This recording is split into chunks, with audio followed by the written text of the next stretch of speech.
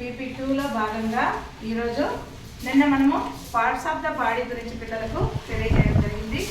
ఈరోజు ఆ శరీరంలోని ప్రతి ఒక్క భాగము ఏ పనులకు ఉపయోగపడుతుంది, వాటిని పిల్లలు ఏ విధంగా తెలుసుకోవచ్చు, సులభమైన పద్ధతులు ఏంటి అనేవి ఈరోజు మా పిల్లలు చేసి చూపించబోతున్నారు అనమాట. హాయ్ చిల్డ్రన్, మనము నిన్నటి వరకు ఏం చెప్పాము? నా శరీరము అన్నప్పుడు మనం ఏమేమి చెప్పాము?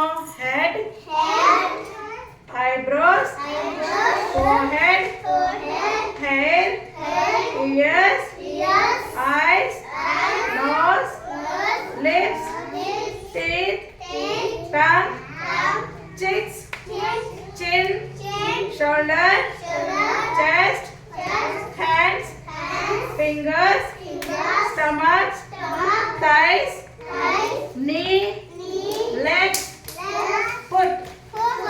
ఓకేనా? వీటి గురించి అందరూ బాగా కరెక్ట్గా తెలుసు కదా.